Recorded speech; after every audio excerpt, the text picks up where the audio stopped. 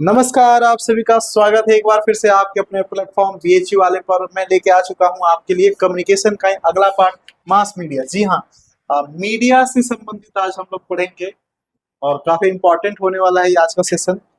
बने रहिए अंत तक ताकि आप मीडिया का क्या फंक्शन होता है, मीडिया कैसे काम करती है, मीडिया का क्या रोल होता है सोसाइटी पे, क्या इम्पैक्ट पड़ता है, ये सारी चीजें समझेंगे आज की क्लास में। ठीक है, सबसे पहले मास मीडिया के बारे में आप जान लें कि मास मीडिया होता क्या है। कि at a time large and heterogeneous audience को एक साथ कम्युनिकेट कर दे, उसी को हम मास मीडिया कहते हैं। यानी कि large and diverse audience simultaneously जब कम्युनिकेशन होता है तो उसी को हम मास मीडिया कहते हैं। ठीक, चलिए अब इसकी कैरेक्टरिस्टिक्स क्या होती है। तो लार्ज एंड हेट्रोजेनस ऑडियंस होते हैं। आप जैसे कि देख सकते हैं कि अगर न्यूज पे आप वीडियो के माध्यम से, टेलीविजन के माध्यम से, रेडियो के माध्यम से जब आप कम्युनिकेट करते हो तो एक लार्ज लार्ज मतलब बड़ी जनसंख्या, और हेट्रोजेनस कह लीजिए या डाइवर्स कह लीजिए कि हर तरह के अलग अलग क्षेत्र के, अलग अलग धर्म के, अलग अलग जात के, अलग अलग समूह के, वर्ग के, उम्र के लोग आ जाते हैं उस पूरे समूह में। तो उसी को हम क्या कहते हैं, मास मीडिया कहते हैं। ठीक ना। अब इसमें पहली विशेषता है कि मास मीडिया होगा वहां लार्ज एंड हेट्रोजेनस ऑडियंस होगा। दूसरा, जो सोर्स ऑफ इंफॉर्मेशन होगा वो इंस्टीट्यूशनल और ग्रुप सोर्स होगा, यानी कहीं संस्थागत सोर्स होगा, यानी कहीं एक अच्छे संस्थान से, यानी कि एक रिलायबल सोर्स से वो न्यूज फैलाया जाएगा। और वो फैलाने का एक मैकेनिज्म होगा, ऐसे ही नहीं, मैकेनिज्म टू रिप्रोड्यूस इंफॉर्मेशन। ये तीन क्या है, कैरेक्टरिस्टिक्स है किसी भी मास मीडिया का। तो मास मीडिया में आप देख लीजिएगा, एक तो उसकी ऑडियंस लार्ज एंड डाइवर्स होनी चाहिए, दूसरी उसके सोर्स ऑफ इंफॉर्मेशन इंस्टीट्यूशनल हो, एक संस्थागत तरीके से इंफॉर्मेशन रिप्रोड्यूस हो, और एक मैकेनिज्म हो, एक प्रोसीजर हो, उसको अपना करके इंफॉर्मेशन को रिप्रोड्यूस करके फैलाया जा रहा हो। ये था कैरेक्टरिस्टिक्स। भाई आज इसका इतना ज्यादा रोल हो गया है कि इसे फोर्थ पिलर ऑफ गवर्नमेंट कहा जाता है। भाई तीन पिलर कौन है पहले से तो आपको पता है कि लेजिस्लेटिव, एग्जीक्यूटिव एंड जुडिशियरी। ये तीन लिख दे क्या। लेजिस्लेटिव जो विधायिका है, जो कानून बनाती है, जो उसका पालन कराती है उसको एग्जीक्यूटिव कहते हैं, है ना। और जो उसका न्यायपालिका जो उसको नियमितता देखती है कि कहीं गलत ना हो, सारी चीज अपने सही से दोनों एक दूसरे को बैलेंस करते हुए चल रहे हैं, वो सब चीज जुडिशियरी देखती है। तो ये तीन जो है सरकार के लिए, गवर्नमेंट के लिए, ये तीन पिलर तो हम सभी लोग पॉलिटिक्स के सब्जेक्ट में पढ़ते हैं, लेकिन ये लिखा हुआ नहीं मिलता कि फोर्थ पिलर है मीडिया, मास मीडिया। लेकिन इसे एक नाम दे दिया गया है, इतना पॉपुलर हो गया है कि कहीं ना कहीं ये सरकार का ही काम करता है कि जो समाज में चीजें हो रही है उसको सामने लाता है। और जो जनता है, जनता जनार्दन है ना, क्योंकि सरकार को एक ही लोगों से डर लगता है, वो है जनता जनार्दन। क्योंकि जनता जनार्दन के पास है अपनी मत प्रयोग करने की शक्ति, वोट देने का अधिकार, और वो वोट मैटर करता है। तो जब बड़े स्तर पे कोई चीज फैल जाती है और उनको लगता है सरकार को कि वोट अब उधर उधर हो सकता है, तब वो सरकार उस पर क्या करती है, एक्शन लेती है। तो हम बात कर रहे हैं स्टेट की, ये सिर्फ गवर्नमेंट की नहीं बात कर रहे हैं, स्टेट की। तो ये फोर्थ पिलर कहलाता है मास मीडिया, अगर वो अच्छे से काम करे तो। चलिए मॉडल की बात करेंगे, इसका मॉडल क्या होता है मास मीडिया का। तो देखिए एक जो यहाँ फिगर है, मैं ये फिगर इधर थोड़ा सा बना देता हूँ कि देखिए ऊपर जो है डिसीजन मेकर बैठे होते हैं, बड़े स्तर पे यानी सबसे ऊपर लेवल पे डिसीजन मेकर होते हैं, और उसके बीच में मास मीडिया का काम होता है कि जो मीडिया है, मीडिया क्या है ना, मीडिया देखिए मीडियम का ही प्लूरल फॉर्म है।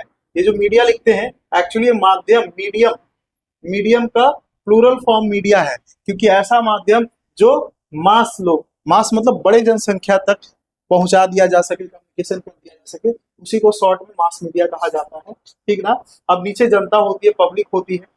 तो अब तीन तरह का मॉडल होता है, ये जनता है नीचे। तो जनता से जो इंफॉर्मेशन जाती है और वो जो प्रभावित करती है डिसीजन मेकिंग को, तो ये इसको कौन सा टैक्टिस कहते हैं, तो इसको ग्रास रूट टैक्टिस कहते हैं। और एक ऊपर से ही उनके जो होते हैं, उनके पॉलिसी में या बिजनेस पार्टनर या कोई भी जो स्टेक होल्डर होते हैं, उनके या उनके द्वारा इनके थ्रू नीचे तक जो एजेंडा आती है या इन्फ्लुएंस होता है, तो उसको क्या कहते हैं, ट्री टॉप। ट्री मतलब पेड़, पेड़ के ऊपर से जो नीचे आ रहा है उसको ट्री टॉप टैक्टिस कहते हैं, और जो नीचे से जा रहा है उसको ग्रास रूट टैक्टिस कहते हैं। बस यही समझना था इस पूरे फिगर में। आपको देखिए लिखा होगा, एक मॉडल है ना, जो क्या करता है कि मास मीडिया अपने रोल को दिखाता है कि वो उसका डिसीजन मेकर और नीचे जो जनता है उसके बीच में क्या रिलेशन है। नीचे की जनता के जो ओपिनियन है, क्या लोगों का राय बन रहा है सरकार को लेकर के या किसी पॉलिसीज को लेकर के, वो सरकार तक पहुंचाना, और सरकार क्या लेके आई है, कौन सा नियम लेके आई है, उसे जनता तक पहुंचाना। तो ये दो टैक्टिक्स आप देख रहे हैं कि बीच में भूमिका निभा रही है मास मीडिया का। उसी में हम 3 मॉडल भी पढ़ेंगे कि मॉडल जो है, एक ट्रांसमिसिव मॉडल है, रिचुअल मॉडल है, और एक क्या है, अटेंशन गेनिंग मॉडल है। मीडिया जो है 3 तरह के मॉडल पे काम करती है, ठीक ना। तो उसको अब ऊपर वाले को मिटा दें ताकि बोर्ड जितना साफ हो जाएगा उतना आपको क्लैरिटी के साथ पिक्चर बना के हम समझा सकते हैं, और उतना ही आपको आसान लगेगा कि चलिए अब इतना कंप्लीट होगा, अब इतनी सी बातें समझनी है। चलिए, तो इस मॉडल को अगर हम समझने की कोशिश करें कि मीडिया जो है, खास करके अगर हम मास मीडिया की जगह जो एक्चुअली न्यूज को ही हम मीडिया बोल देते हैं, जबकि ये मीडिया और कुछ हो सकती है ना। आजकल यूट्यूब भी एक मीडिया का काम ले रही है। कोई भी आज देखिए इनफॉर्मल वीडियोस बना के भी क्या कर सकता है कि लंबे या बड़े पैमाने पे अपना कम्युनिकेशन कर सकता है। तो हम जो सरकारी या न्यूज चैनल को ही हम मीडिया मानते हैं, वैसा नहीं। मीडिया का मतलब है माध्यम, लेकिन हम लोग ऐसा मीडिया जो मास लेवल तक कम्युनिकेशन करा रही है उसी को मास मीडिया कह रहे हैं। और उसके क्या क्या अलग अलग मॉडल है वो हम लोग देखते हैं। देखिए, एक जो मॉडल है ट्रांसमिशन मॉडल है, यानी ट्रांसमिट करना। ट्रांसमिट मतलब वो पहुंचाना, ट्रांसमिशन करना मतलब कि ऊपर से नीचे तक जो इंफॉर्मेशन, जहां सोर्स ऑफ इंफॉर्मेशन उसे मास लेवल तक पहुंचाना। जैसे कोई सूचना आती है, कोई स्कीम आती है सरकार के, देखते हैं या न्यूज पे, दूरदर्शन पे कि ये कानून आज लागू की गई, ये लाया गया। तो इस तरीके का जो मॉडल है उसमें है देना, ट्रांसमिट करना, फैलाना, ये मॉडल होता है। तो ये इस तरीके का मीडिया काम करती है। दूसरा है रिचुअल मॉडल टाइप का। रिचुअल टाइप का मॉडल, रिचुअल मतलब आप जानते हैं ना कि जो वहां की परंपरा है ना, जो वहां के, तो रिचुअल्स मतलब जो वहां पे परंपरा चल रही है, जो तरीके की चीजें हो रही है, तो यही ट्रांसमिट ही करता, उसी जानकारी को फैलाना। लेकिन यहाँ ऑब्जर्वर, ऑब्जर्वर जो मीडिया है उसको ज्यादा हाईलाइट कर देती है कि देखिए, आपने कभी सुना होगा, देखिए यहाँ पे ये किया जा रहा है। मान लीजिए किसी ट्राइबल कम्युनिटी में उनके यहाँ पे जो कल्चर है वो क्या है कि बलि देने की प्रथा है। तो मीडिया वाले देखिए माइक लेके पहुंचे, देखिए मैं आपको एक ऐसे गांव में लेके जा रहा हूँ जहाँ पे आज भी बलि दी जाती है। मतलब इतना हाईलाइटेड करके दिखाया जाता है, जबकि उनका कुछ और ही होगा कि वो बलि देते हैं, नॉर्मल उनके लिए होगा, खाते पीते होंगे लोग, है ना। लेकिन उसको इस तरीके से प्रेजेंट कर देते हैं, तो ये चीज कहीं ना कहीं रिचुअल वे में आ जाती है। क्योंकि जो ऑब्जर्वर है, मीडिया है, उसके लिए वो नया हो तो उसको ज्यादा प्राथमिकता देना इन कंपेयर टू रिसीवर, और जो सेंडर है वहां मैसेज करने का उसको। तो ये चीज रिचुअल वे में आ जाता है। तीसरा जो है आपका, वो है अटेंशन गेनिंग मोड। और आप खुद हमें कमेंट करके बताइए कि आज जो मीडिया है किस मॉडल पे काम कर रही है। यानी इनका जो प्रायोरिटी होता है अटेंशन गेन करना over than the information sharing. उनको इंफॉर्मेशन शेयरिंग से ज्यादा प्राथमिकता अटेंशन गेन करना है कि उनको टीआरपी बढ़े, उनको लोग ज्यादा व्यू करें, ज्यादा देखें। इसलिए इस तरह को न्यूज बनाते हैं कि सबका ध्यान आकर्षित। तो मुझे लगता है कि आप बताइए, मैं नहीं बोलूंगा, आप बोलेंगे कि भाई इन तीनों मॉडल में आज किस तरह के मॉडल को मीडिया जो है ज्यादा अपना रही है ना। कोई भी देखे थंबनेल ऐसा बना जाए, क्या कहा उसने, आखिर ऐसा क्यों कह दिया, अब बाद में पता चला कुछ बोला ही नहीं उसने, भाई ऐसा कुछ खास ही नहीं था, है ना। तो ये सारी चीजें जो है मीडिया के बारे में आप पढ़ना है। तो ट्रांसमिशन, रिचुअल, अटेंशन गेनिंग, 3 तरह के मॉडल में काम करता है। अब डायमेंशन, कि जो मीडिया के डायमेंशन है वो पॉजिटिव और नेगेटिव दोनों है। मीडिया भाई दोनों काम कर सकती है और करती भी है, कर सकती नहीं करती है। किसी एक ही मीडिया या एक ही न्यूज चैनल को आप देख लो, कभी किसी समय वो पॉजिटिव तो कभी किसी समय वो नेगेटिव रूप में होती है। तो उसके दोनों डायमेंशन, पॉजिटिव की भाई वो अपना इंफॉर्मेशन शेयरिंग करना, है ना, सर्विलांस का काम करना, निगरानी रखना कि कहाँ क्या है। मान लीजिए कहीं अन्याय हो रहा है तो उस अन्याय को सामने लेके आना ताकि उस पर सरकार एक्शन ले सके, है ना, या एक लोगों की ओपिनियन बन सके, अवेयरनेस फैलाया जा सकता है किसी भी चीज को लेकर के। वही निगेटिव की बात करें तो कोई एडवर्टीजमेंट के थ्रू या किसी एजेंडा, पार्टिकुलर ओपिनियन को फैला देना, एक एजेंडा को फैला देना, ठीक है, सिलेक्टिव न्यूज को दिखाना। तो इस तरीके से जो है ये निगेटिव डायमेंशन भी इनका हो सकता है, ठीक। तो ये हम सभी लोग जानते हैं। नेक्स्ट अगर बात करते हैं सेलेक्टिव कहने का मतलब कि जो सच्चाई है, सच कुछ और है और वो दिखा कुछ और रहे हैं, है ना। तो इस तरीके का जो इनकम्प्लीट न्यूज शो करना, इन्फॉर्मेशन शो करना एक निगेटिव एस्पेक्ट में आ जाता है, एक नेगेटिव हो जाता है। आगे हम बात करते हैं फोर वेज। ये चार तरीके से मीडिया का जो है पहुंच या मीडिया का एक्सेस हो पाता है। तो उसका एक टर्म है मीडिया रिच। इसका मतलब होता है कि मीडिया कहाँ तक रिच कर सकती है, जो मास मीडिया है कहाँ तक पहुंच है। आप बहुत सारा देखते हैं कि आपको गांव के दूर दराज के, आप टीवी पे कभी देखते हो, कभी किसी गांव से दूर दराज पहाड़ों में ग्रामीण क्षेत्रों से जो मैसेज आता है नहीं पहुंच पाती है, वहाँ क्या घटना घट रही है नहीं आ पाता। तो ये देखना है कि मीडिया कहाँ तक रिच है, मीडिया का एक्सेस कहाँ तक हो सकता है। बहुत सारे ऐसे जनता हैं जो अपने आवाज को मीडिया में रखना चाहते हैं, लेकिन उसका आवाज एक्सेस ही नहीं हो पाता, मीडिया तक उसकी पहुंच ही नहीं बन पाती। ठीक, मीडिया एक्सपोजर, कितना कोई व्यक्ति मीडिया के सामने एक्सपोजर है या मीडिया किसी चीज के लिए कितना ओपन है, इन सब चीजों को मीडिया एक्सपोजर के अंतर्गत देखा जाता है कि कितना मीडिया एक्सपोजर है। कोई मीडिया के सामने खुलकर आना चाहता है, नहीं आना चाहता है, या मीडिया उसके लिए एक्सेसिबल ओपनेबल है कि नहीं है। ठीक है। और मीडिया इफेक्ट, मीडिया का क्या इम्पैक्ट पड़ा, मीडिया का किसी भी सोसाइटी में क्या इम्पैक्ट है, किस तरीके से मीडिया का आज रोल है, ये सारी चीजें हम चार तरीके से देखते हैं। मीडिया के जो टर्म्स है उससे रिलेटेड ये सारी चीजें उसमें आते हैं।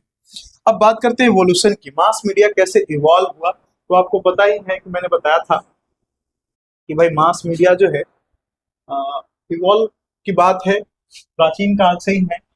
जैसे कि अगर हाँ, तरीके में टेक्नोलॉजी में बदलाव हो सकता है, लेकिन जैसे देखिए आप रॉक एडिक्स की बात करते होंगे अशोका का, तो अशोका के समय में रॉक एडिक्स बना दिया जाता था और उस पर कुछ लिखे जाते थे। तो यहाँ पे जो पब्लिक आकर के पढ़ लेती थी वो इन्फॉर्मेशन पूरे मास को मिल जाता था, डाइवर्स और साइमल्टेनियसली। क्योंकि देखिए मास मीडिया का मतलब क्या है कि diverse and large population communication at a simultaneously, मतलब एक ही बार में। तो अगर इस तरीके से एक बार जो है रॉक एडिट करवा दिया गया और अनाउंसमेंट कर दी कि आगे लोग पढ़ लें, तो इस तरीके का भी मास मीडिया ही था, लेकिन वो तरीका थोड़ा स्लो था। लेकिन बाद में हम लोगों ने पढ़ा कि 15वीं सेंचुरी में, यानी कि गुटेनबर्ग प्रिंटिंग प्रेस के बाद, गुटेनबर्ग के खोज के बाद, यानी प्रिंटिंग प्रेस के बाद ये आसान हो गया कि अब वो बुक, न्यूज़पेपर, आर्टिकल ये सब के माध्यम से एक बड़े पैमाने पे लिखी हुई बातों को फैलाया जा सकता है। बाद में हम लोगों ने देखा टीवी, ऑडियो, रेडियो, इन सब आने से और भी इंटरेक्टिव हो गया और ये मास मीडिया आजकल बहुत ज्यादा फैल गया। अब के देखते हैं कि भाई यूट्यूब है, अभी तक कुछ लोगों संसाधन जिनके पास था, रिच थे, जिनके पास सोर्सेज अवेलेबल थे, वही कर सकते थे। लेकिन अब तो क्या है कि मास मीडिया बहुत नीचे तक फैल गई है ना। YouTube, Facebook, social networking site, इन सब आने से क्या है कि मास मीडिया बहुत ज्यादा क्या हो चुकी है, एक्सेसिबल हो चुकी है। तो यही बस एवोल्यूशन को एक तरीके से समझना था। अब हम लोग बात करते हैं मास मीडिया का फंक्शन, है ना। देखिए आप लिखा है function of mass media. Mass media का फंक्शन क्या है? तो मास मीडिया का देखिए जो सबसे इंपॉर्टेंट फंक्शन है, तीन है, जिसका नाम है सर्विलांस, कोरिलेशन और एडमिशन ऑफ सोशल इनहेरिटेंस। जी हाँ, इसका क्या है कि सर्विलांस का मतलब निगरानी। इसका सबसे पहला काम है निगरानी करना कि समाज में क्या चल रहा है। अब भाई जो डिसीजन मेकर हैं वो कौन सा डिसीजन ले रहे हैं, तो वो जनता को रूबरू कराएंगे उस डिसीजन से, और जनता में किस तरीके की समस्या है, किस तरीके की डिमांड है, इससे उनको परिचित कराएं। ये निगरानी करना इनका पहला काम है। दूसरा कोरिलेशन करना, एक दूसरे को रिलेट करना कि इसका क्या इम्पैक्ट पड़ेगा इस पे, इसका क्या इम्पैक्ट पड़ेगा इस पे, जनता पे, या जनता में ही इस नियम का या इस क्षेत्र में अगर ये कोई घटना घटी है तो इसका क्या इम्पैक्ट पड़ेगा यहाँ पे। इस तरीके का कोरिलेशनल रोल इनका प्ले करना होता है। और तीसरा एडमिशन ऑफ सोशल इनहेरिटेंस, क्या है भाई, सामाजिक अनुवांशिकता, जो चीजें परमिसेबल, जो इनके कल्चर में है, क्योंकि इनका कल्चर अडेप्टेबिलिटी भी, जो कल्चर में आई है, रह रही है, कल्चर में जो चीज एक्सेप्टेड है, उस चीज को आगे बताना कि हाँ ये हमारा संस्कृति है, ये इस तरीके की चीजें हमारे यहाँ हो रही है, यहाँ पे इस तरीके की प्रथाएं चलती है, यहाँ पे इस तरीके का ट्रेडिशंस है। तो इस सारी चीजों को कौन बताती है, तो कहीं ना कहीं ये। और ये लेसवेल, आपको याद होगा कि हमने जब पढ़ाया था मॉडल ऑफ कम्युनिकेशन, तो उसमें जो ट्रांसमिशन मॉडल था यानी लीनियर मॉडल था, उसमें लेसवेल भी था। लेसवेल ही इन्होंने बताया है कि एडमिशन ऑफ सोशल इनहेरिटेंस जो है ये भी, और सर्विलांस और कोरिलेशन, तीन प्रमुख मास मीडिया के फंक्शन है। बाकी इसके अलावा भी मास मीडिया के कई फंक्शन है, एजेंडा सेटिंग करना, है ना, पब्लिक ओपिनियन सेव करना। एक प्रकार से कह सकते हैं कि मास मीडिया अगर देखें तो आज दोनों तरीके से है कि मास मीडिया बोथ दोनों काम कर रही है। पब्लिक सेपर, पब्लिक की जो ओपिनियन है उसको सेप भी कर रही है, पब्लिक ओपिनियन सेपर भी है और रिफ्लेक्टर भी है। ठीक, एक रिफ्लेक्टर भी है। क्यों? क्योंकि भाई जो जनता में जिस तरीके का ओपिनियन है उसको रिफ्लेक्ट करती है, सामने लेके आती है कि जनता क्या चाहते हैं, जनता में क्या चल रहा है, और साथ ही साथ जनता के उस ओपिनियन को शेप भी करती है ना, प्रभावित भी करती है अलग अलग तरीकों को ला करके। तो इस तरीके से वो दोनों का काम करती है, शेपर का भी काम करती है और रिफ्लेक्टर का भी काम करती है। तो मोटा मोटी हम मास मीडिया का रोल जो है देख रहे हैं, उसका बहुत बड़ा रोल है मास मीडिया का, पब्लिक ओपिनियन शेप करने में, है ना, एजेंडा सेट करने में, इवन इन्फ्लुएंस करने में। तो ये सारी चीजें मास मीडिया का अवेयरनेस फैलाने में, सर्विलांस करने में, तो ये सब छोटे छोटे चीजें जो है टर्म्स के माध्यम से भी आप, बहुत कुछ ऐसा नहीं है रॉकेट साइंस के आपको समझ में, बस आपको जान लेना। अब है कुछ पॉपुलर टर्म्स और इसकी कुछ थ्योरीज, ये देख लेते हैं, बोर्ड को क्लियर कर लेते हैं, उसके बाद एक एक करके टर्म्स जो इससे रिलेटेड है उसको समझ जाते हैं, और उसके बाद हम लोग जो है ये सारी चीजें हो गए। इसके बाद जो है आपको हम पॉपुलर टर्म्स, देखिए पॉपुलर टर्म्स क्या क्या है, इससे कुछ शब्द जुड़े होते हैं। जैसे सबसे पहला शब्द आपने देखा होगा तो आप कुछ शब्द सुने होंगे, सर्विलांस क्या होता है, एंट्रोपी क्या होता है, ठीक। उसके बाद आप लिखेंगे कि इनका एंट्रोपी के साथ पब्लिक रिलेशन क्या होता है, पब्लिक रिलेशन क्या होता है। इसके बाद आप देखेंगे वेब क्या होता है, मल्टीमीडिया क्या होता है। इस तरीके से आपको ना बहुत सारे और ऐसे टर्म्स हैं, गेट कीपर क्या होता है, ऐसे बहुत सारे जो है टर्म्स आपको पढ़ने हैं बस। गेट कीपर्स क्या होता है, इसके बाद आप और देखेंगे कि एलो जर्नलिज्म क्या होता है, जर्नलिज्म क्या होता है, इस तरीके से बहुत सारे टर्म है आपको। एलो जर्नलिज्म क्या है, जर्नलिज्म क्या होता है, ठीक है। अब देख सकते हैं कि ऐसे बहुत सारी चीजें, पार्टिसिपेटरी मीडिया क्या होता है, पार्टिसिपेटरी मीडिया क्या होता है, पार्टिसिपेटरी मीडिया क्या होता है, इस तरीके से। और अगर आप देखेंगे एम्बेडेड जर्नलिस्ट क्या होता है, एम्बेडेड जर्नलिस्ट क्या होता है। और अगर हम बात करें एम्बेडेड के साथ साथ, अगर आप और बात करना चाहेंगे तो मल्टीमीडिया क्या होता है, पब्लिक रिलेशन क्या होता है, इस तरीके से बहुत सारी चीजें हैं। और एडवोकेसी क्या होता है, एडवर्टीजमेंट क्या होता है ना, एडवर्टीजमेंट क्या होता है ना,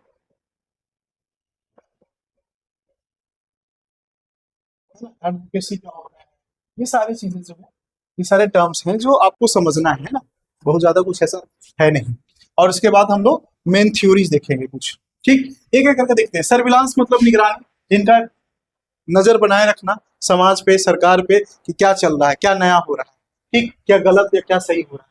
तो ये एंट्रोपी का मतलब होता है एनर्जी, आप पढ़े होंगे। एनर्जी का मतलब कि भाई किसी भी बॉडी में जब एनर्जी ट्रांसफर करते हैं तो उसमें हिट हो जाता है, चार्ज हो जाता है, तो ये इंट्रोपी एनर्जी होता है। देखिए ये निगेटिव और पॉजिटिव इंट्रोपी आपको पढ़ना होगा, पॉजिटिव इंट्रोपी और निगेटिव इंट्रोपी, निगेटिव इंट्रोपी, ठीक। देखिए अब बोलने में एनर्जी लगती है कि नहीं भाई, हम आपके सामने बोल रहे हैं तो एनर्जी तो लगी रही है ना। तो भाई बोलने में जब ज्यादा एनर्जी लगेगी, कब लगेगी, जब वो सिस्टमेटिक नहीं होगी, ऑर्डर्ड में नहीं होगी। मैं कहीं से भी समझाना शुरू करूं, किधर से भी समझाऊं, समझाने में ज्यादा बोलना पड़े तो ये कॉम्प्लिकेटेड हो गया। पॉजिटिव इंट्रोपी जो है कम्युनिकेशन में अच्छी नहीं मानी जाती, निगेटिव इंट्रोपी सही है। क्यों भाई साहब? क्योंकि हम, नेगेटिव इंट्रोपी मतलब कम एनर्जी लगेगी। कब एनर्जी कब लगेगी? तो जब हम ऑर्डर्ड वे में या स्ट्रक्चर्ड वे में आपको पढ़ा रहे हैं, एक फ्लो में मेंटेन कर रहे हैं, तो हमको समझाने में कम ऊर्जा लगेगा, तो इसलिए हमको लो इंट्रोपी चाहिए। तो लो इंट्रोपी या नेगेटिव इंट्रोपी कम्युनिकेशन में सही है। इसलिए देखिए बच्चे जब पूछ देता है तो सोचते हैं कि इंट्रोपी तो पॉजिटिव होनी चाहिए, इसलिए गलती कर देते हैं, ठीक। ये चीज ध्यान रखिएगा। बाकी पब्लिक रिलेशंस, पब्लिक रिलेशंस क्या है? आप जनता के साथ किस तरह का आपका संबंध होगा।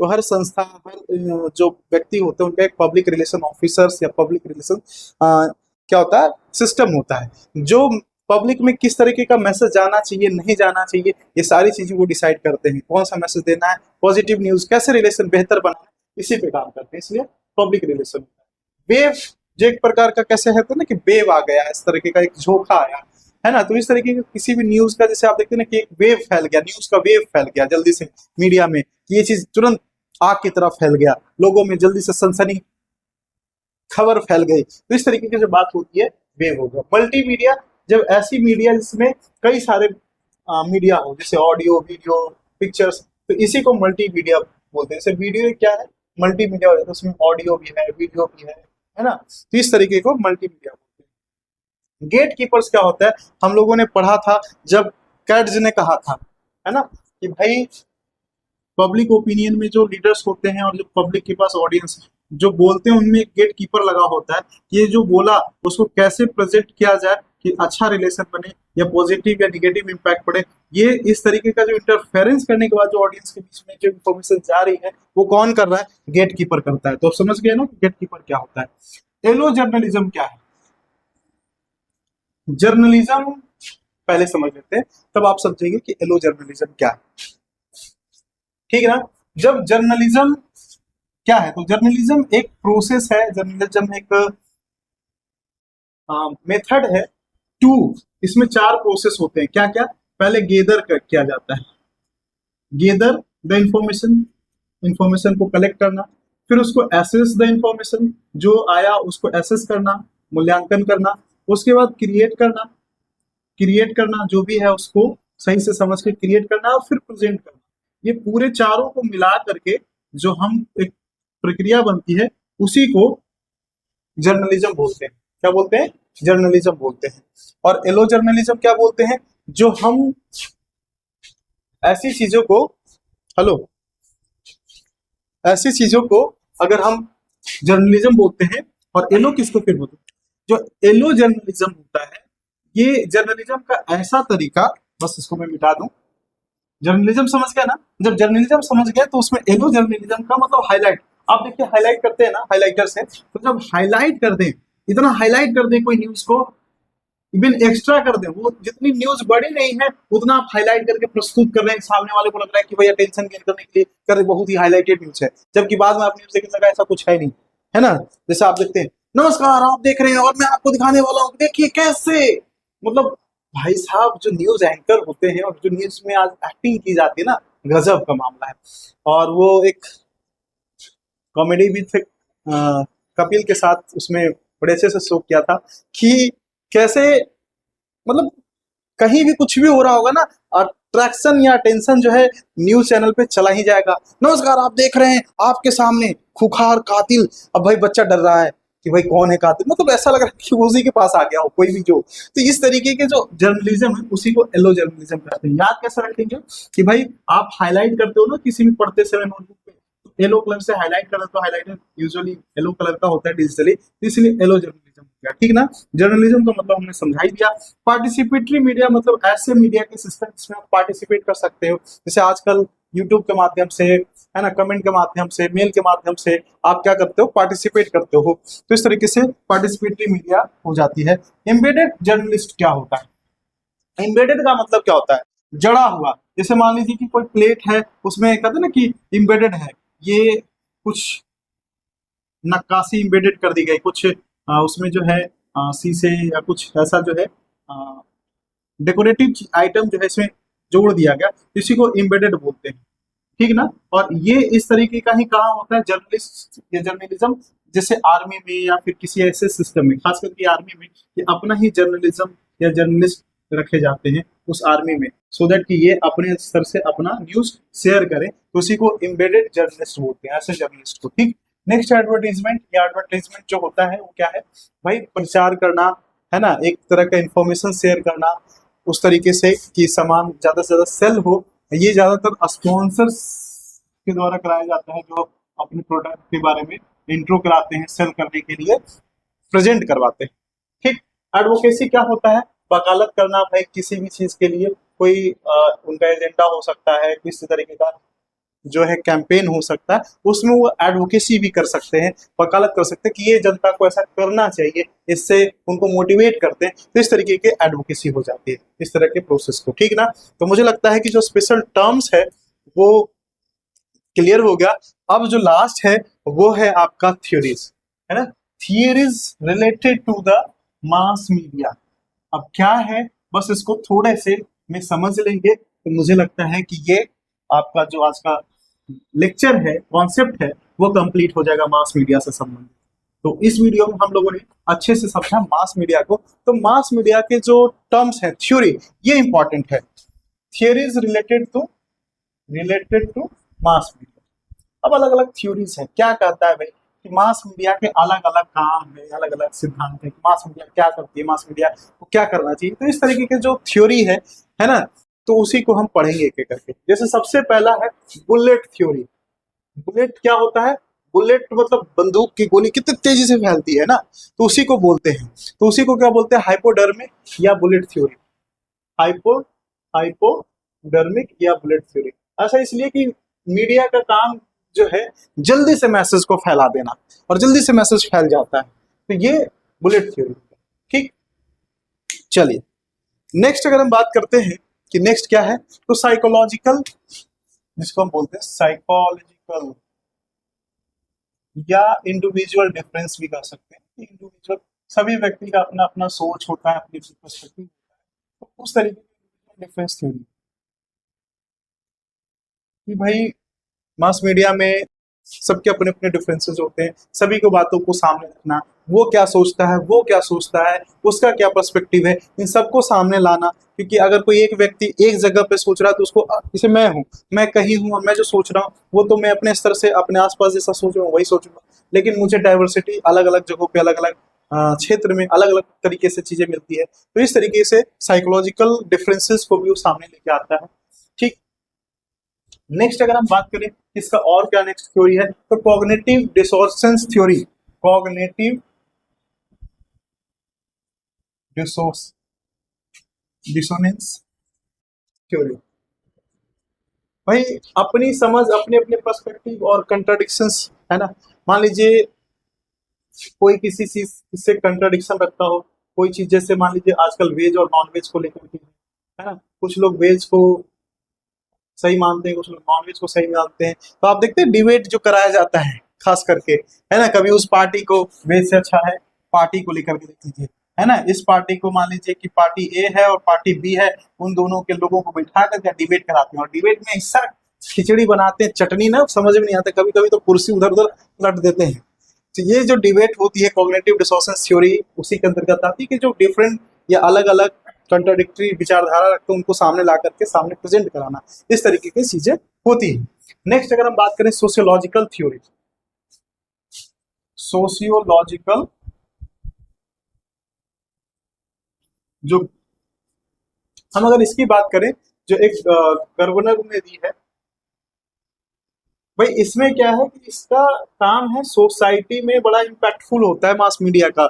इसमें क्या है कि एजेंडा तय करना, इम्पैक्ट करना, एक पब्लिक ओपिनियन को सेव करना, तो ये सब सोशियोलॉजिकल जो है। देखते हैं ना, बच्चा देख करके टीवी का माध्यम इस्तेमाल करके बहुत ही इम्पैक्ट उन पे पड़ता है, बच्चे के सोच पे, बच्चा उस जैसा बनना चाहता है। शक्तिमान का देखा था, जब शक्तिमान आता था शुरू शुरू में, तो सब बच्चे ना शक्तिमान बनने की कोशिश करते थे। कौन कौन शक्तिमान देखा है अच्छे से बताइएगा अपने समय में, कमेंट करके जरूर बताइए। शक्तिमान देख करके शक्तिमान बनने का कोशिश कौन कौन किया था, ठीक ना।